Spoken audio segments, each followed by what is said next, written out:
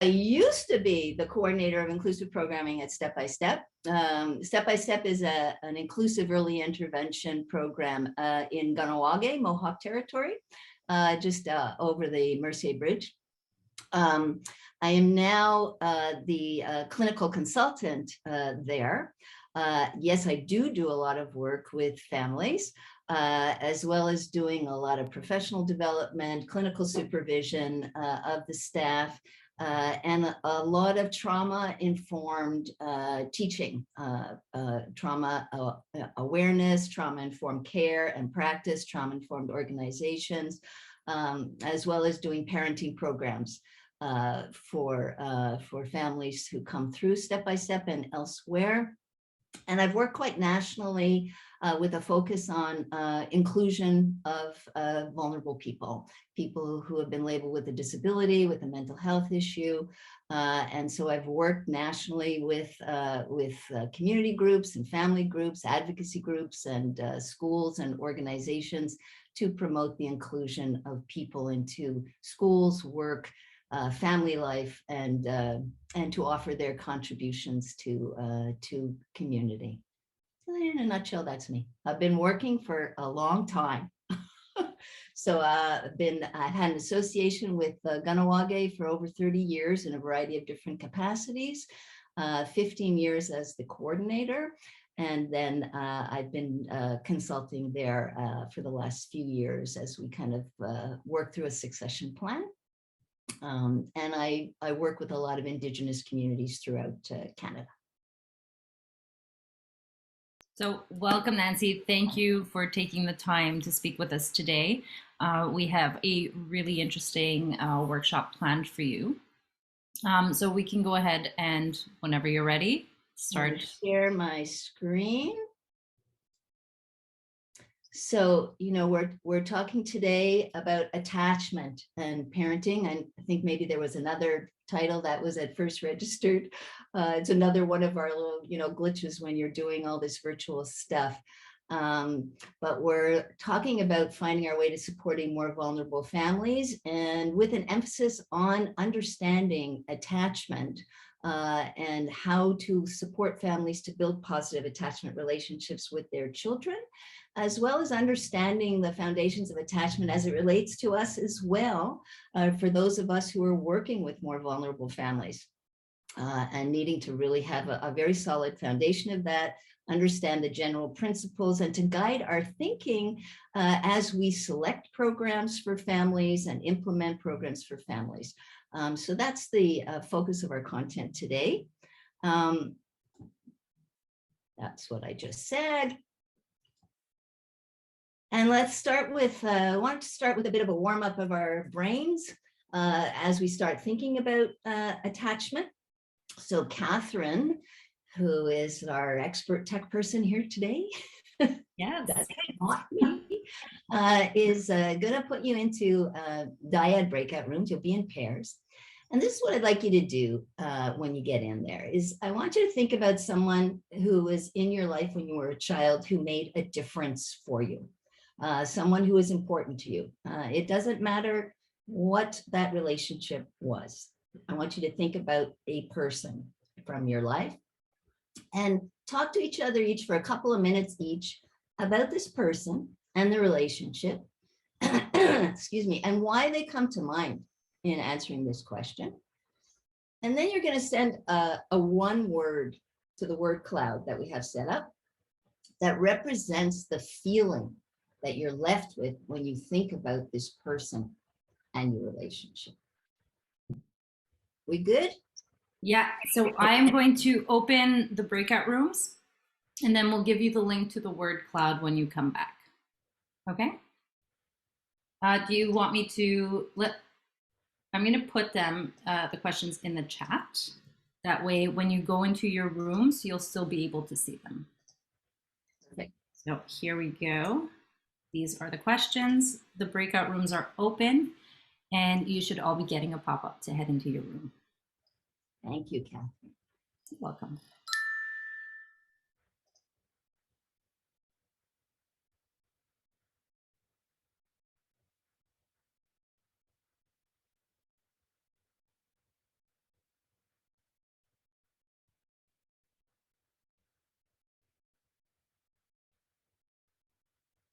is gone.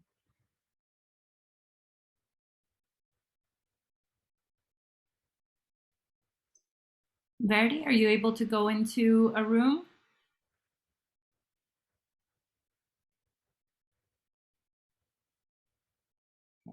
So I'm gonna move her partner to another room. Okay. That way she's not alone. Okay. And I watched the time, so we'll call them back in 2 minutes and give them each an opportunity to just talk, get the juices flowing. Okay, so Verdi, I'm gonna see if I can move you into another room, but if not, you can just stay here and hang out.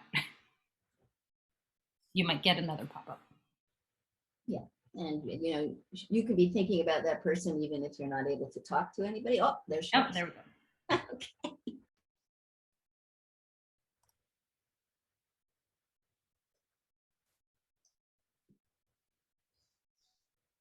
Welcome back as everyone is transported auto-magically back into the room. As other breakout rooms close, you all come back. So I see people already have an idea of what they're doing. They're pulling up their phones for that QR code. Okay, great.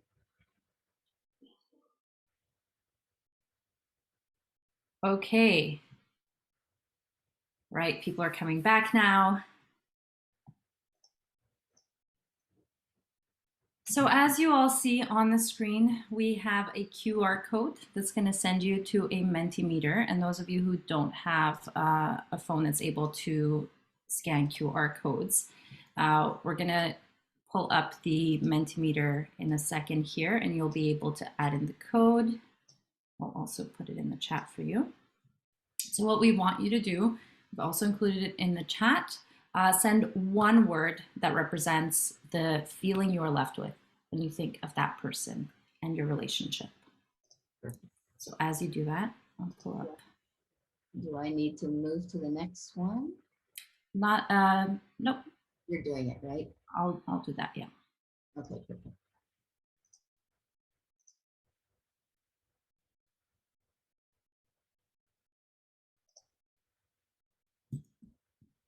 Okay, so you should be able to add them now. If by any chance when you were on the Mentimeter you weren't able to do it, if you refresh your page, you should be able to put in your words.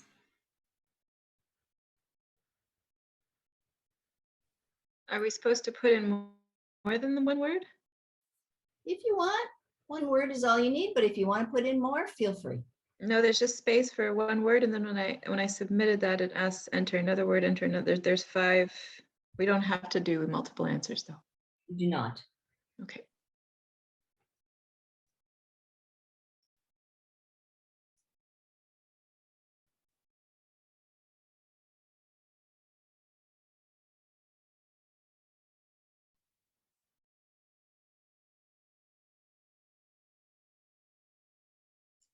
So do we think we have all the words in? Catherine?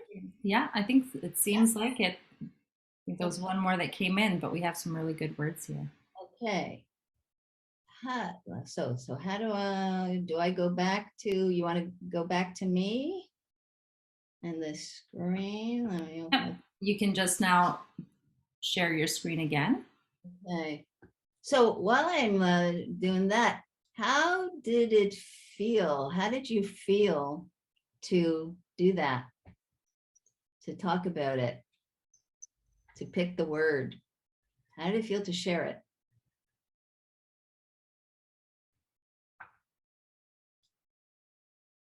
Good. Yeah. Yeah, interesting to recall. I see some interesting expressions on people's faces as they're thinking about answering your question. Like, how did it feel? So, you know, what you're all referring to with these words of, you know, connection, building trust, motivation, presence, love, unconditional, these words represent attachment, you know, so we all know a lot about attachment because we know what it feels like, attachment.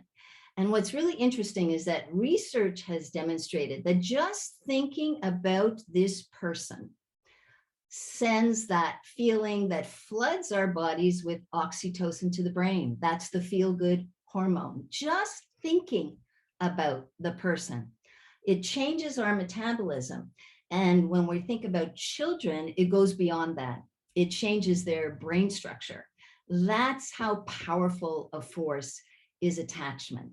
And, you know, as we begin this workshop about attachment and reaching more vulnerable families, it's a good starting point because we want families to enter into programs feeling as if they know something, that they are not failures at parenting, that they have wisdom. We want to affirm their love for their child as being absolute, unquestioning, and that we want to flip for them that it's not about them having difficulty with parenting, but rather focusing on the fact that parenting is difficult.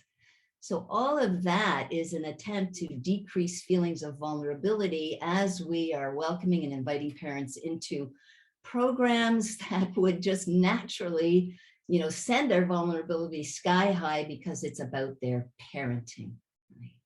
So it's also important for other reasons too. We're, you know, as I'm sure most of you are aware, we're kind of in this culture right now where attachment is having like a renaissance.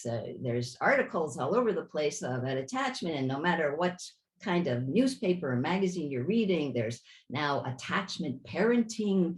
There's Dr. Becky. There's, you know, there's tons and tons of stuff, and the word is out there for us. And it's great because it's highlighting how critical attachment is for the development of children. And so we're recognizing too that any programs that we offer to a parent, they have to be attachment focused. So we too, as implementers of program, really need to understand its impact and know how this approach can be helpful for people. So what is attachment? It's everything that you all described. And it's just this fundamental dynamic in human life. It's the most important factor in the development and existence of humans. It's a connection to another human being. And it's about that lasting emotional bond that forms at the earliest stage in life and connects us to another person. Winnicott is one of the big names of attachment, many of you may know. And I love what he wrote, that there is no such thing as a baby. There is a baby and someone. What he's saying is that without an attachment relationship, we cannot live. And that's true throughout our lives. So as infants, we're totally dependent, we're helpless, and we stay that way longer than any other creature, in fact, on Earth. And it's been said that we humans continue to exist as a fetus outside of the womb for years, you know, because unlike we've all seen videos of calves and deers and lions being born, and within minutes they get up and they walk away, right? We are very, very different. We are dependent on our caregivers for a very long time. And it's through this attachment connection that we evolve as a species. So attachment theory and science. The theory is the science of studying that someone and you, and the practice is seeing how you and that someone come together. So it's all about the and when we think about and talk about attachment. It's all about the and because we're hardwired for relationship. And in fact, studies show that within 9 seconds of being born, an infant is looking for a face within 9 seconds. So the drive is really, really powerful. And I love this quote. It's from T.S. Eliot. We each have within us the irresistible desire to be irresistibly desired. That's the power of attachment. We want to be connected. And the other big name from the past of attachment is Bowlby. And he talked about that intimate attachments to other human beings are the hub around which a person's life revolves, not just as infants or kids, but throughout our lives. And that's really important, that we all have these different kinds of attachment relationships that we're engaged in, and it never stops. So Some of you may have been thinking about some of these relationships when you went into your pairs, and others that aren't listed here. Often people talk about a neighbor who didn't even know that they were the important attachment figure for them in their lives. So it's a very interesting connection that we create with people. And there are many different kinds of relationships, attachment relationships that we engage in, and it never stops. I like to think about attachment and gravity in the same sentence. You know, gravity is a very, very powerful physical force in our world, right? It pulls us together, it pulls things together, and it pulls the earth to travel around the sun. We have this saying, you know, that many of us say, when love makes the world go round. Well, it's in fact true in a very physical sense, if we think about it in terms of gravity. And so love, that was one of the words that appeared a few times in the word cloud. It is a common word for attachment. Oh, it's switched and I didn't even do anything. Whoop, whoop, whoop. Gravity is pulling my cursor. So attachment is, or it can be love. And when we talk about love in the context of attachment, we mean the capacity to be present with the child, to understand and invite them to be in our presence exactly how they are, as their true, authentic selves. Trust is different from love. You know, we can take for granted that the parents that we welcome into our parenting programs, that they love their kids, even those who might neglect or abuse them or harm them. We know that the results largely because a parent doesn't know how to parent. Perhaps they're acting out their own childhood patterns and hurt, right? But we can make an assumption that most parents love their kids. But a parent who, because of their own patterns of childhood or mental health issues or alcoholism, who is inconsistent, erratic, impulsive, they cannot be trusted. The child cannot trust them because the child never knows when that kind of behavior is going to appear. So they don't feel safe. If they can't trust an adult, they aren't safe. And if they aren't feeling safe, they are not feeling attached. So this also applies to us as people who perhaps organize and deliver parenting programs. Those parents need to trust us. They need to feel safe with us. And so the programs that we select and that we operationalize need to reflect and reinforce that context. We need to really think hard about how do we create a safe space where people feel supported rather than what they frequently feel in parenting programs, which is judged. And so we'll talk a little bit more about that very soon. So we are hardwired, pre-wired to interact with other human beings. That's what attachment's all about. We are wired from the start to trust, but nothing is connected. The way we will become attached, the way we will learn is through our experiences of relationship with others. That's how our brain is designed to function. So just like a computer you buy it in the store, it's got a few things, but it's not yet loaded with programs, it's not synced to your contacts and all that. You need to make it functional for you. In the child's brain, these would be considered things like values, beliefs, teachings, respect, kindness, empathy, things you want for the child and that you want the child to become, that are considered important by the community. That's a really important thing. It's another reason why we look really carefully at the kinds of parenting choices programs that we make. Through connection and relationship, the child's brain develops and it begins to make the connections between the various pieces of the brain. And also, very importantly, it creates the template for future relationships for the child. And that's where the trust comes in. For a more, clinical definition, it's an inborn the biobehavioral system. So that's thought. We're hardwired for it.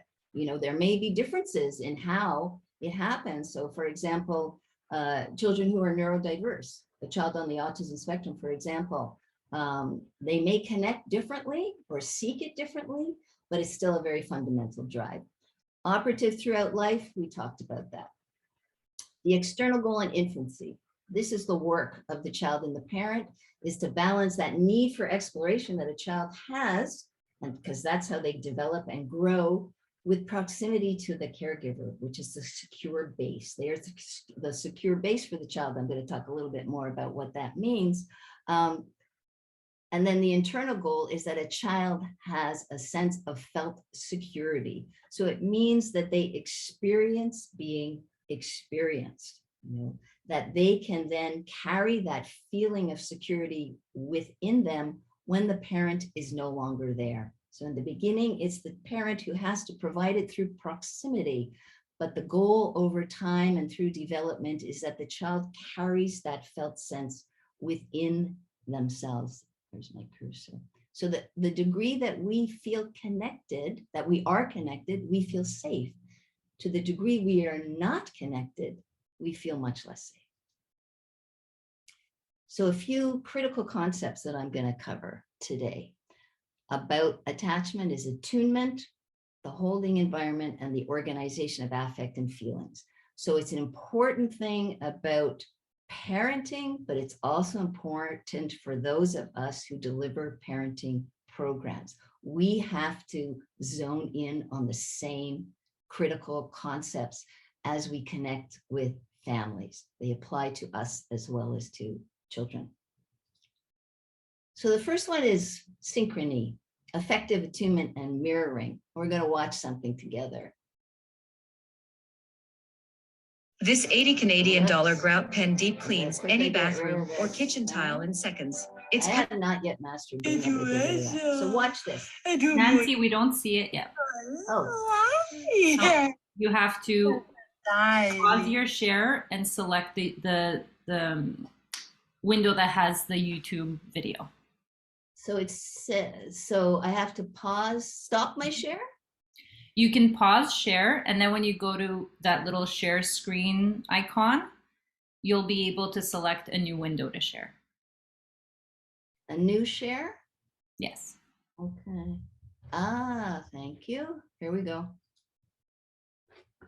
There we go. Let's just watch this for a minute. Because Jedu entirely, because Jedu Lisa of du éclairs du c'est moi. Jedu du c'est moi. Tu es sûr, tu es sûr. Yeah. Oh, hi. Hi, wow. Now what do I do? Now the same thing, but in reverse. Pause share, I'll and then share. go to share a new one and go back to your slides. I'll share. I go back to new share. Okay, excellent. Thank you. I've learned something today. How did you feel while you were watching that?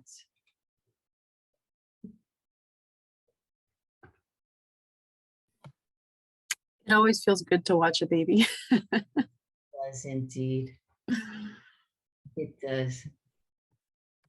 So it's the oxytocin thing is happening here. So we're watching it. I don't even know what language this mother is speaking, right? And we're watching it and we feel good. We feel good watching something like this. And what's happening here is that the infant is experiencing being experienced, which is so fundamental to security, and they are mirroring each other. The baby goes, opens the mouth, and the mother opens the mouth. The baby makes a little bit of a sound, and the mother makes a bit of a sound. And what, in fact, is happening is that they're connecting through what we call neural Wi-Fi. Their brains are actually starting to fire together. And this is where how brain connections begin to form for children that create that sense of security and also begin to develop the brain. One of the really interesting pieces of research is that that whole notion of delighting in a child really develops their brain for a whole host of things, it's not just about attachment, it's about learning. So we need to offer this kind of effective attunement and mirroring for the children that we're involved with, our own children, the children we work with, but also the parents who are going to be in our care in parenting programs. Another critical concept. Sorry, Nancy, just to let you know, we still see the YouTube page. Really? So what do? You can just completely stop share, and that may be helpful because it will give you a clean slate and start it up again. And while you do that, like, isn't that interesting? Like, what would this look like if we did that with other adults? Yes. What would mirroring look like? Yeah. What does it look like? And how do, I mean, it's important for us in our personal lives as well. How do we practice attunement, even with the partners in our lives, the adults in our lives, the adult children, our parents? It's a key principle that we struggle with, there's no question, and need to practice throughout our lives. And so it's important for us as practitioners to be continuously reflecting and learning about it. The other is the holding environment. If you are a parent, those of you in this session today, how many of you think that it's your job to make your child feel better when they're feeling bad?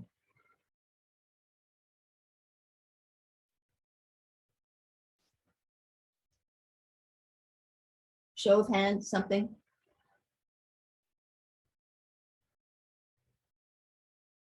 We have some hands up.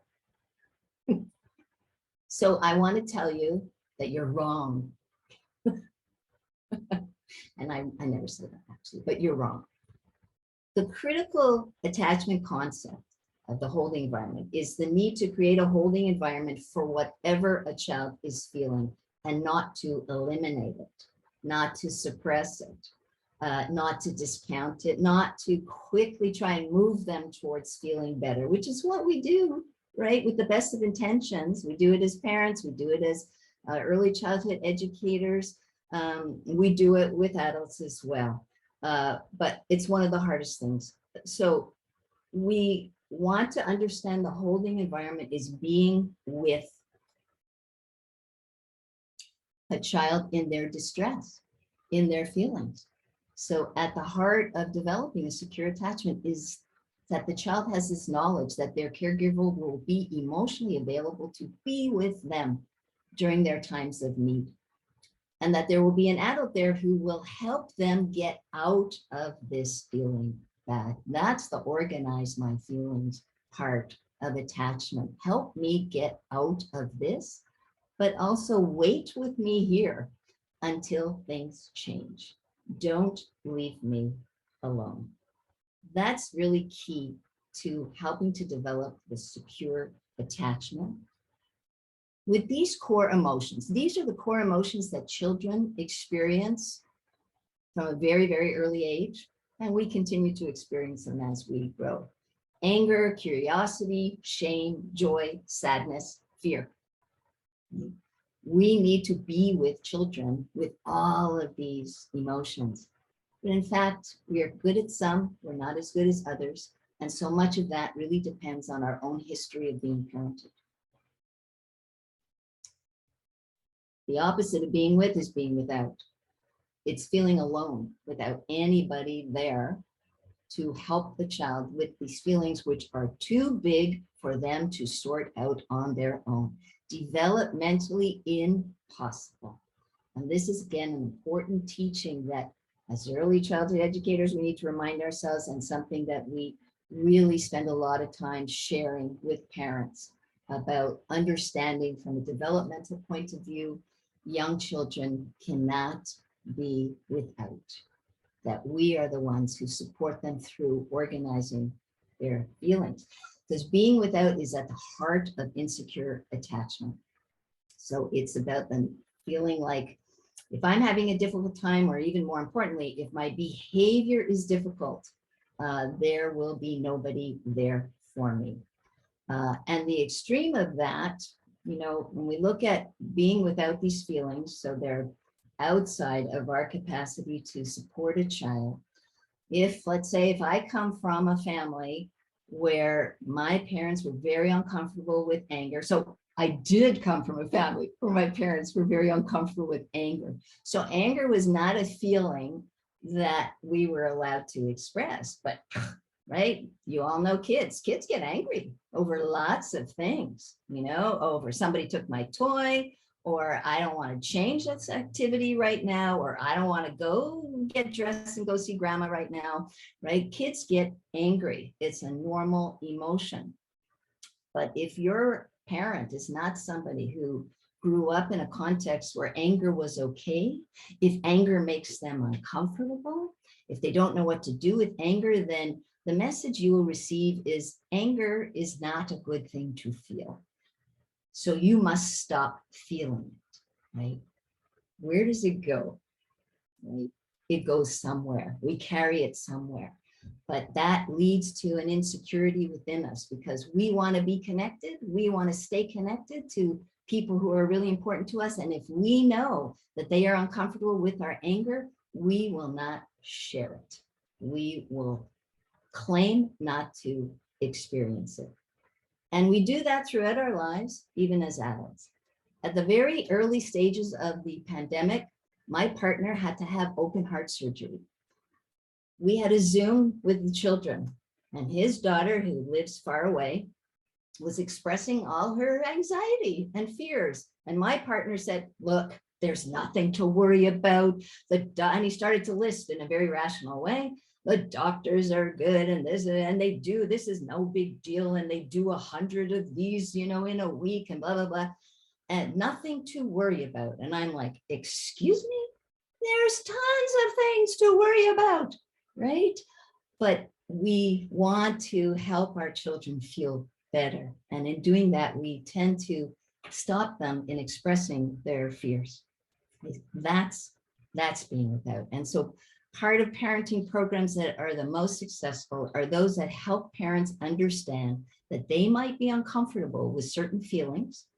And they may know that that comes from the past, or they may not know that. And that's not as important as if you are uncomfortable with feelings, your child will know that, and they will not express those feelings. And we need to find a way to get past it. And this is all about emotional regulation, right? It's the key to developing secure attachment, as well as just to development in children, is that in the early stages of their birth to 18 months and even beyond, all of their feelings are organized by the caregiver. You know, if they're crying, we do something about it. If they're fussing, we do something about it. They need to be changed. They need to be soothed. They need to be calm. They cannot do any of that for themselves. As they begin to age, developmentally, their brain is more capable of being regulated from the outside more. They can participate in it. It is still being determined by us. So we're doing things like naming how you feel, name it to tame it, right? We're supporting them through strategies. We're holding their hands. We're massaging their fingers. We are giving them presence. We are being with, and our calmness is co-regulating. It is offering them the opportunity. Remember, we talked about that oxytocin stuff and all that. We are actually, through the neural Wi-Fi, we are helping to create brain connections, and we are calming children down. It's a very developmental process. When they get a bit older, they can start to internalize those practices and do it for themselves. So that's that felt security, that they can carry those teachings. They do carry it within their brain, within their body, and they learn how to calm themselves down. It's very, very developmental. So everybody hold up here. We're going to do a very quick brain lesson. Hold your hand up like this. Can you see me? Should I stop sharing? Let me stop sharing my screen. Right. Hold your hand up like this. So this is our brain. Now, down here is the brain stem. Very primitive. It's about basic functions like breathing and swallowing and sensory, smelling and tasting and all that. This thumb, we're going to fold it in. This is our amygdala. It's about an almond size thing that is deeply embedded inside of the brain. And it's our feeling brain. And it is highly developed, fully developed and active when we are born, as same as the brainstem. We call these parts the downstairs part of the brain. They're very primal, they're very instinctive, they're very basic. As we move up, we fold us over. We have, the cerebellum, which is for motor. And then we move up and we've got the prefrontal cortex and the cortex, which is about thinking. It's about rationality. It's about controlling impulse, things like that, reason and judgment. And we call this the upstairs brain. The upstairs brain in the early years of childhood is under construction. It is not yet fully developed. It's under construction. In fact, it's under construction until you're 25 years old. Those of you who have children, you're like, get ready. It's under construction until you're 25, okay? And what happens when something happens? Like the child falls off the jungle gym, or somebody takes the toy that they love the most, or their parent disappoints them with something they were expecting and it didn't happen. What happens is that we flip our lids, not just kids, adults too, right? And we lose these connections that are barely forming. We lose them 100%. We have no connection to the upstairs brain, which is the thinking brain. It is all emotional driven. It's the feeling brain, which is impulsive, reactive, that is the brain that needs to be calmed, okay? The brain is not yet able to regulate yet because these connections are not formed. I think I saw somebody in the chat mentioning about Daniel Siegel, and yes, this is a Daniel Siegel, who's one of the references I make at the end for you if you want to learn more. This was something that I learned from Daniel Siegel, a really great way to help us understand the development of the brain that happens over time. And so to remind ourselves of why children are not capable of regulating their emotions when the amygdala gets triggered and gets flooded with the stress hormones, because the amygdala will take over at that time. It's the feeling brain and it works really fast, much faster than the thinking brain, but it's usually wrong. It's much less accurate. And so we need to understand that. And, I'm working with early childhood educators, and we're continuously having to remind ourselves that even though I have said 100 times, what the child needs to do, or we've transitioned 1,000,000 times through the year, and children still fall apart during transition. And we expect that they should be able to control themselves. They are not capable. And I'm sure we all have those situations as adults. So for me, computer technology. I can be calm I'm calm, and then something happens with the computer and I go from A to Z in a flash. I have no capacity to think this through. I get angry. If somebody's sitting beside me, they better watch out, okay? So as adults, we have that thinking, unthinking, fast-acting feeling brain is still functioning for us too. And that's where the oxytocin comes in. That's where our co-regulation is key, that helps to soothe the child, to calm the brain so that they can engage the other parts of the brain. And we're trying to teach them to engage the thinking part. So as our understanding of that interface of brain development and early psychosocial experience increases, we understand better the role of the attachment relationship. It's far more than just there to protect the child. It fulfills that evolutionary role in ensuring that the brain structures that serve social cognition are appropriately organized and prepared to equip the individual for their existence in collaboration with others in the world, which is what their brains were designed for. But we are responsible for making those connections. It moves a child from reactivity to receptivity. So this is basically what I'm saying. The child's affect must be regulated by you. You're also impacted by the child's affect, right? So we need to be aware of that. This anger is triggering something in me. And I need to calm myself first so that then I can take care of my child and help them to calm. And emotional regulation begins in relationship. And that is a key lens, a key thing that we're trying to teach parents, and a key lens through which we want parents to begin to view the behavior of young children. You know, we often hear people saying, and maybe we say it ourselves, about the behavior of a child that's difficult. Well, he's just doing that to get attention. Well, yes, he is. We make attention a bad thing.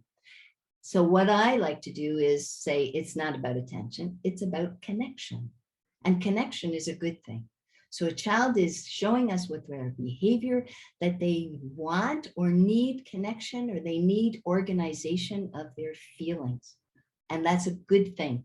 We need to learn how to read their behavior and to really flip this. Yeah, he just wants attention, to he needs connection, and I know how to give it to him. Okay?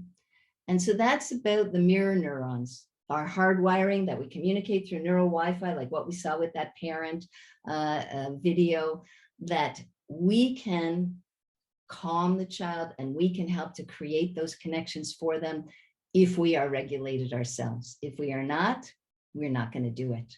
So we need to start with ourselves. And again, it's a key thing that we're going to look at in terms of parenting programs that help people who are more vulnerable, and everyone, is that they need to be reflective.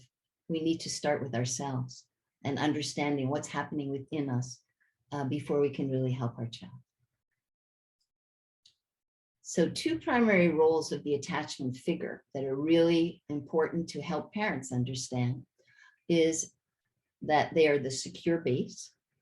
So children need to explore their environments in order to develop their brains and develop quite globally. But they need to know that we are there, that we're close by. You know, children have this elastic band, right? And they start to go further and further away from us over time, but they're always looking back. You know, is mom or dad looking at me, delighting in me? Do they see what I can do? But also, if I need them, are they close? Are they there? So this is about being there to protect the child and delight in the child, their accomplishments, being physically and emotionally available. The safe haven is about welcoming the child back when they get into trouble, when those stress hormones start flipping the lid, right? That we're there to comfort them, to protect them, to welcome them back into the holding environment. So it's like this dance. It's like a call and response. The child goes out and they come back in. They go out, we call them back in. It's about our instincts to seek proximity to a person who's going to comfort and protect us, as well as our instinct to monitor a child, to give them comfort, protection, and to organize their feelings. And this is really the circle of security, and it's the program that I wanted to primarily talk to you about today, which we've been doing now for many, many years in Kahnawake, and that I've been teaching elsewhere, and really feel so highly, like it so much. The circle is a really nice graphic that helps parents, no matter where they are in terms of their situation, their education, their literacy, their poverty, their economic, socioeconomic, no matter where they are in our lives, in our societies. This graphic really helps them understand that they are the secure base and the safe haven, and that on the top of the circle, children go out to explore, and that's how they develop. And what they want from us is watch over me, delight in me, help me, enjoy with me. Right? And that's the role that we're playing. Then the bottom of the circle is that they need to come back to you when they get into difficulty. We need to be present. We need to reflect the being with stance. So that they're saying is protect me, comfort me, still delight in me. That's always there, whether you're on the top or the bottom. and most critically organize my feelings, right? So referring back to that developmental knowledge that we have that they cannot organize their feelings. They are, the brain is not yet connected in that way. So now I'm going to show you a little video that explains more the circle of security. So remind me of what I need to do, Catherine. So let's do this the simplest way. You can stop share and then start share again with selecting the browser that has the YouTube video. Okay, so I'm going to stop share. Okay, so but now I've lost, it was in my PowerPoint. You can So, still click it through the PowerPoint. okay, oh, okay, hold on.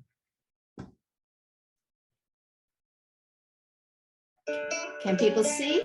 Parents, Yeah, so now you have to go back to share screen. we want to know we're meeting our children's needs, helping them grow. Okay, no. So now I'm not seeing that. So you have to go back into Zoom, where we are, the main Zoom window, and find that green button at the bottom that says share screen. Zoom. Zoom. Share screen. Ah, I think I got it. Yes, now we see the video. Okay, I'm going to just roll it back. Here we go. Parents, we all wonder if we're getting it right. We want to know we're meeting our children's needs, helping them grow, and giving them all that we can. We try to combine our own experience of being parented with the advice of others and our own instincts and beliefs about what is best. And still, we so often worry that we're not succeeding. In a world that is always offering the next best parenting solution, the circle of security is based on decades of attachment research. Unlike many behavioral perspectives, it offers relationship tools to provide a new way of understanding your children's needs, creating lasting security for them and more satisfaction for you. The circle graphic has been created to help you know what to look for, so you can read your children's behavior to guide you in meeting their needs. It's really not complicated. People of all ages have attachment needs. These needs can be divided in 3 ways. Let's look at this child. First, he needs to know the freedom and confidence to go out and explore his world.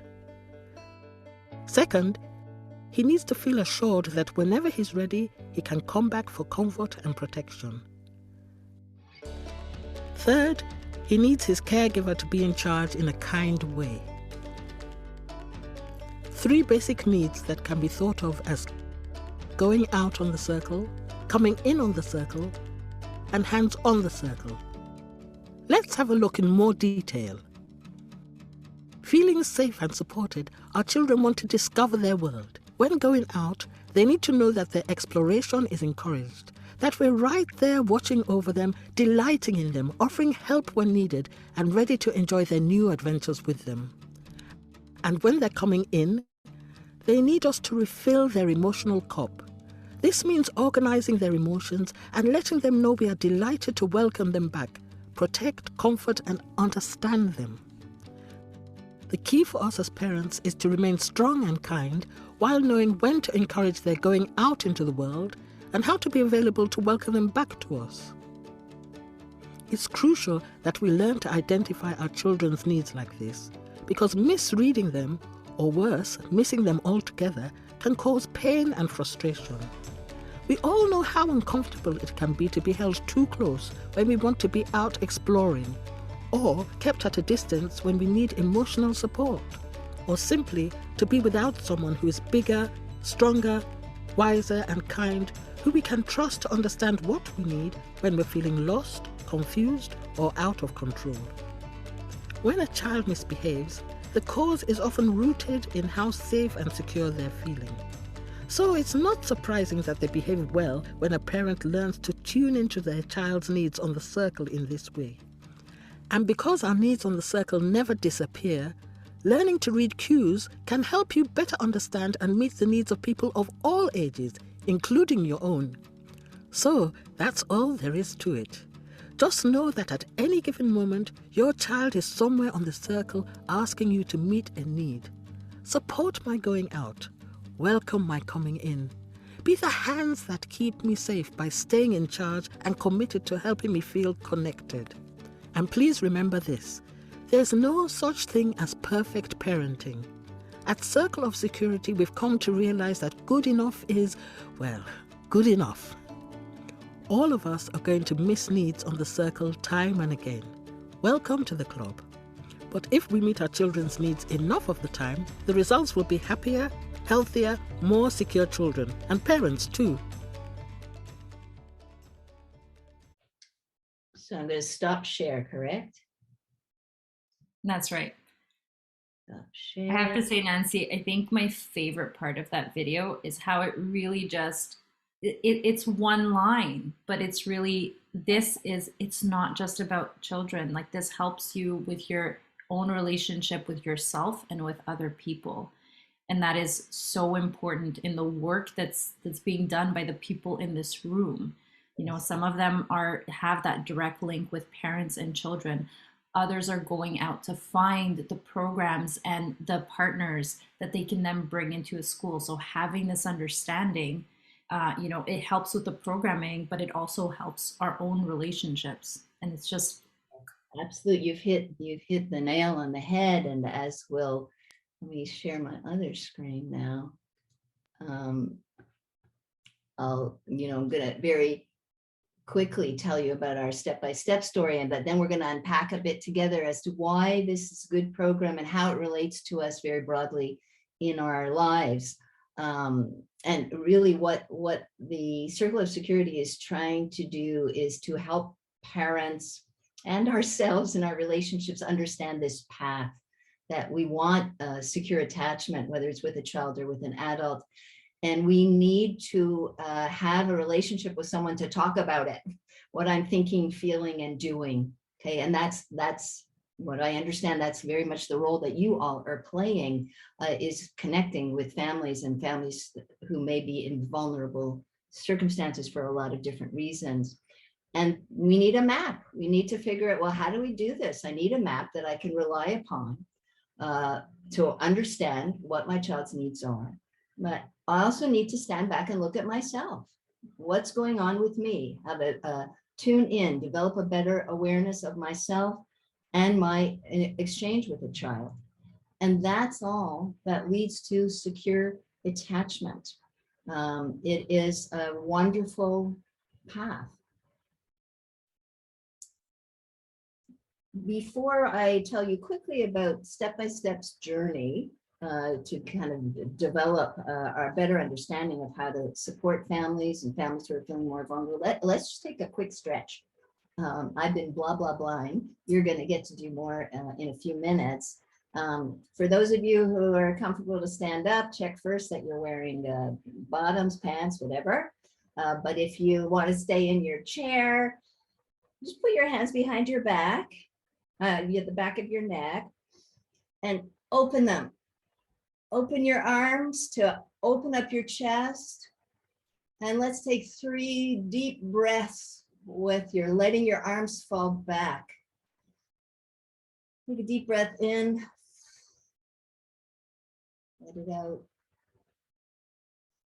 Again, let your arms fall back.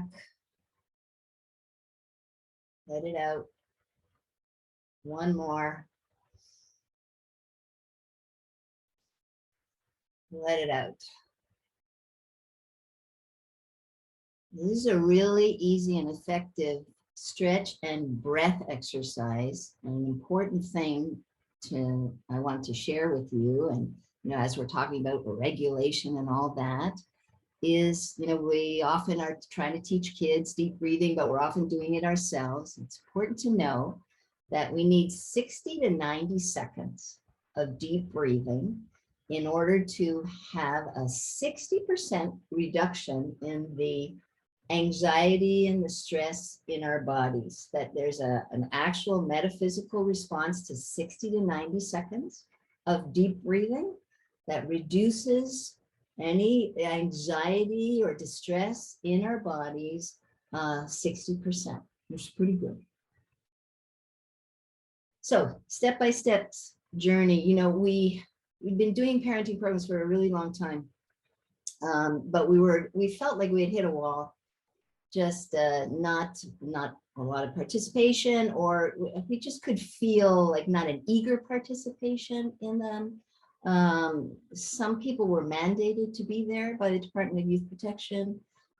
Usually we only had mothers. A few people, you know, volunteered. We were always like really kind of trying to find a variety of ways to pull people in. For many years, we were doing programs that were very, you know, Western Eurocentric kind of orientation. Nobody's Perfect is one that maybe many of you know, and did that for an extremely long time. And there's booklets and there's posters and there's lots of paper and there's things to do and things to read. And we weren't seeing the benefits of this. We weren't observing it as, you know, we were watching parents in the center engage with their children. And we just didn't feel an energy or an excitement about what we were doing. And, you know, we can say that we are dealing with a vulnerable group by virtue of parents being First Nation, right? Within that category, there are people who are stronger as families and parents and people who are less able. But vulnerable, yes, because we need to consider their history. And I think this is probably the same for you. Multi-generational trauma, colonization, residential schools, Indian day schools have an impact on people's abilities to parent. It would be the same with many immigrant and refugee families that you may be involved with as well, but also families who come out of poverty. That also has an impact on their ability to parent. And families that we were encountering that you may also, coming through that history often leaves them feeling judged as parents, ashamed of the difficulties that they experience as parents, thinking that they have more difficulties than others, and feeling quite incompetent. And we were feeling like the Western developed Eurocentric programs that we were using were kind of reinforcing these feelings for people. And so as we began to learn more about attachment, we said we wanted to provide a different set of experience for people so that they could actually experience positive attachment in the process of the programs, that they would feel good, that there would be an oxytocin exchange, and that they would feel better and safer themselves in the actual parenting programs, and so that we could engage better. And we also wanted to try and engage fathers, not just mothers. So we launched a bit of an experiment. So we started with what we called family drumming. And we didn't really know what we were doing. I love music and I'm a music student, and I had been, you know, trying to learn the drums and all that, but I'm not a drummer. But drumming is a culturally meaningful musical activity in Mohawk community. So we said, let's drum, let's invite people in and let's just have fun. And so we started to do family drumming. You know, we considered also who's doing the inviting in and who's doing the facilitating of this activity, because we were wanting to ensure safety. So we had a lovely family support worker, that's Colleen in the front there, who connects with families in a very human way. And myself and another psychologist, Susie, we were known in the center as helpful, trusting, people that could be trusted, we were safe to be with. And so we did the inviting, we did the asking, and we did the facilitating. And it was just fun. It was no talking. We animated it ourselves. At the same time, we were doing other things because there's not one size fit all. So here's a family at the family drumming. We did books to love. which is where there's books that parents come in and they read with their kids, and we give them a few tips on how, when you go home, how do you engage with your child around a book? Because not everybody has had that experience as a parent, as a child themselves. And they got books for free to have at home and to use. And they would come back from week to week, and we'd just do some more. Then we did attachment through music. That's Francoise. She's a professional violinist, friend of mine. We just said, come play music, and we're just going to have fun together. So we had parents and kids and just doing fun activities, connecting, having fun, using the glue that music provides to connecting us all and having a good time. And people kept coming back. And we started to talk about attachment with them in a very casual, informal way. We had created a little booklet, and so we went through that together with people. And then we developed something called Rhythm Time. We hired a drumming facilitator. He was actually my drumming teacher at the time. He knew nothing about attachment, early childhood, nothing. He was a drummer.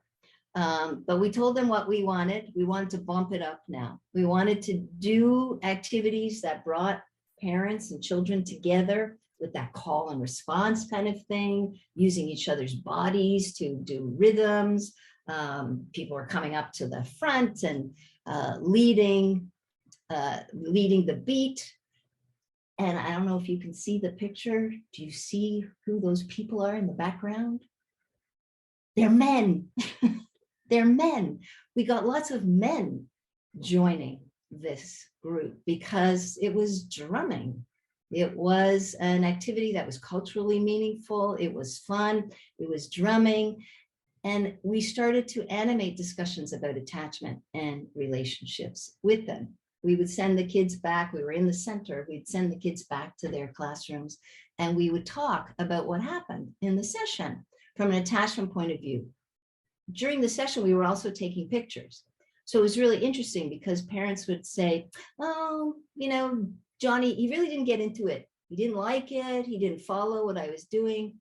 And then we'd be flashing these pictures that were completely different than what they had experienced inside. It was like, look at him. He's having a great time. He's laughing. He's doing the activities.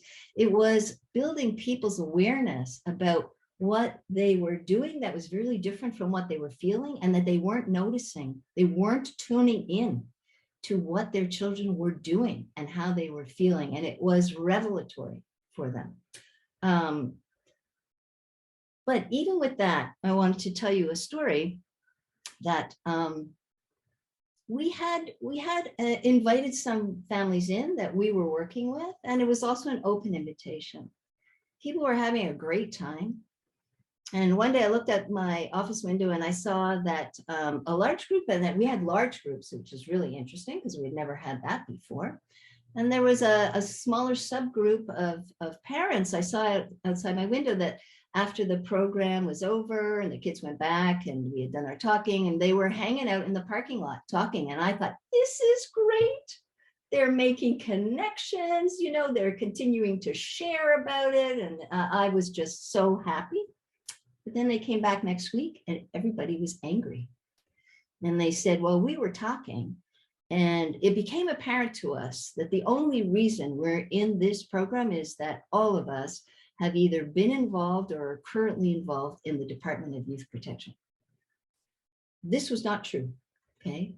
But it speaks to how we were constantly trying to push back and through this inherent vulnerability that parents were carrying with them into parenting programs, because there's a suggestion inherent within that you are not a good parent if you're in a parenting program. And it left people feeling vulnerable and completely misconstruing what was going on, no matter, and we had worked so hard to create the safe space, the fun space. We were conscious of it.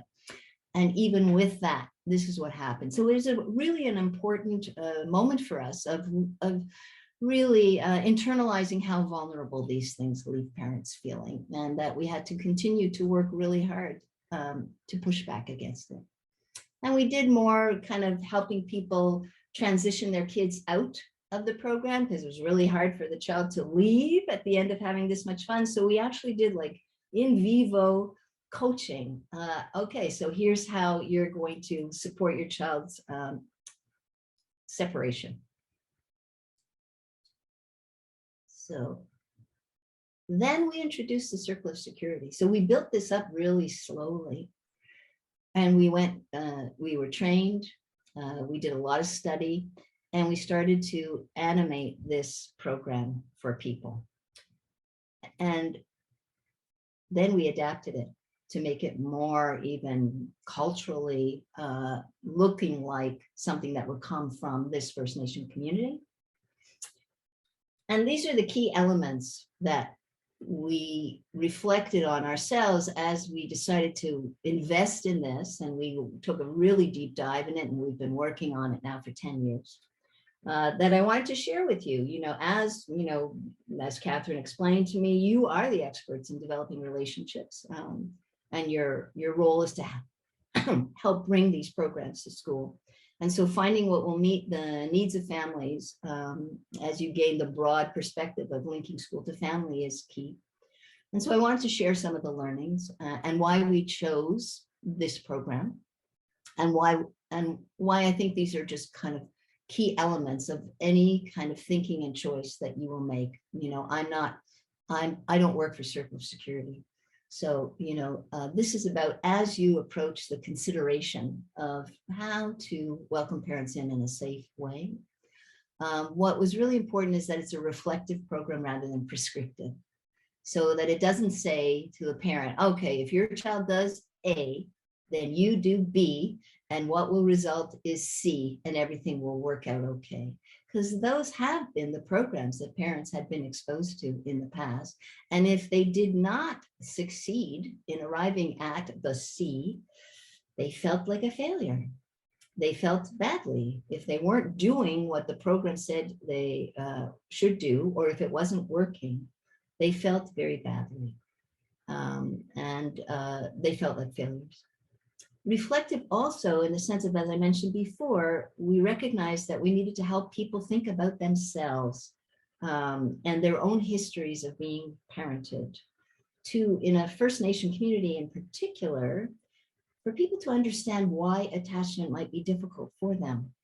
And again, to remove the shame of that, that if they came from a family, 300 people were sent to residential school from Kahnawake. So that's a lot of people in a small community. And then they came back and then they had children and their children had children.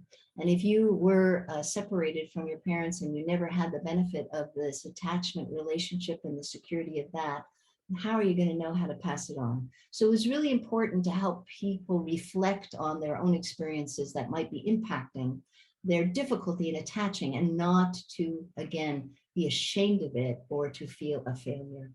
Okay. It's also reflective. It's also about not giving the answers. So I wouldn't stand there as this white educated woman and say, I know what you should do. Do this and everything's going to be okay. Right? Same thing. What do I know? Right? And if it wouldn't be okay, then they would feel like they can't do it. So that was important. Accessible. This is a video-based program. So what we do is we watch videos together. Some of them are animated, but most of them are parents and children together, and then parents reflecting on their experiences. And so it's very accessible. You don't have to read, and you need to watch. And there's very diverse representation in the video. Some people are quite articulate, others are less so. There's different color skins. There's a different ability to reflect. So you can look at the people and say, oh, they represent me. The message is really important, and that's something that you zeroed in on, Catherine. The message of you only have to be good enough. Right? It's throughout the program. You only need to be good enough, and it'll be good enough to establish a secure attachment. And they even talk about research that says you just need 30% of the time, 30% of the time to be good enough. is good enough. So that's a message that gets communicated a lot. So it's very helpful. People can just, okay, they can relax and without blaming or shaming. And there was not a lot of work to do in between. You know, it's like, go home and see it. Do you see it? We didn't ask anybody to do any homework. It's like, go to the grocery store. Do you see it? In your house, what do you see? And come back and describe situations, and we would unpack it together as a group. So the group's expertise group. It's accessible also in the way that, you know, in the past, parents of children with special needs felt that they couldn't participate in some of these parenting programs because it did not apply to if they had a child on the autism spectrum or a child with a developmental disability or an emotional mental health issue. It didn't apply to them. But because, again, this is about understanding children's needs as communication, we can always find meaning and relevance for no matter who the child is. So it was a great equalizer that reduced vulnerability of parents who have children with special needs, and it reduced their stigma and isolation. And then culturally adaptable. So again, because we saw the diversity of parents in the program and in the videos, but it's also open to being discussed from a cultural lens, which is what we did. We brought in traditional aspects of parenting and helped people kind of return to their roots. Well, this is what we always used to believe. We understood this, we believed it in it, and it was broken through colonization or what have you. So it really helped to empower people to look at it through a cultural lens because it's open and there's no right answers that are being offered. So if you're someone who believes that your child should sleep with you and your partner until they're 3, there's nothing in the program that's going to say to them that is not right. Right? It's like, let's look at the needs and what are you supporting? Trauma informed. I mean, I give, you know, week-long workshops about trauma informed. So in a nutshell, this is about knowing that it's our job to create and build safety in these programs, knowing that the parents who come into them can have complex and challenging histories with schools, with systems, with institutions, with professionals, and they enter with a sense of distrust, fear, or low self-esteem. All of that has to be considered as we're, you know, bringing this to them and really reflecting on how are we in our delivery in terms of being non-judgmental, as well as being able to respond to people's needs when they become distressed themselves. So a program that's reflective and that is asking people to think about themselves as children and their relationship to their parents can be triggering, right? And can lead to great emotional distress before someone can find a way out of it, which helps them in terms of their dealing with their children. So the trauma-informed nature needs to be about holding. Again, it goes back to the holding environment, the being with. We need to expect and learn as we go. It's a developed skill, how to hold people in their distress and not quickly try and say, oh, that wasn't so bad, your kid will get over it, or whatever. It's like, no, let's sit there with it and let's engage the rest of the group in helping each other and holding each other. And that's why it's so important to think about who should be delivering these programs. And they don't have to be psychologists, and they don't have to have 40 years of experience. It's about their capacity to be with, to be compassionate and empathetic. Nancy, just a little time check. We have 12 minutes left. All right, perfect. Last one's real quick. Welcoming, engaging, food, laughter, building community, looking at time of day. How do we facilitate parents coming in? And the result was we had parents who took it more than once, parents who came with their like mothers. So we had multi-generationals. We had lots of fathers as single parents and in relationship with others. So just very quickly, I don't need to tell you, it's really hard. We're going through hard times these last 2 years, building trust and connection during these fundamentally disconnecting times. So we've experienced it as well, interruption in programs and staff changes and the ongoing stress of the pandemic. But because of all this, parents have been in greater distress and have struggled. So we all need to think very carefully about how do we come back to a place of really being able to support people and sustaining that. And thinking about how do we invite parents in. So understanding the obstacles and what stops them, thinking about who they can trust, and examining any potential programs that you'll use in light of these critical principles of reflective, accessible, culturally adaptable, trauma-informed, welcoming and engaging. And now we want to talk a little bit about it. I've been like, blah, blah, blah, like a motor. We wanted to put you into small groups for you to just process a bit of what you've been hearing and think about in terms of yourselves and your situation, these questions. What stops parents from participating or feeling eager to in their participation? Who do they trust? So like who should invite them in from your context? And in what ways does any program you choose, how does it have to play out in this way? What are the accessibility issues of the parent group that you know and the cultural adaptation needs of the people you know? What would be the trauma-informed elements for the people you know? And what do you think would be welcoming and engaging? Okay, so I will open up the rooms.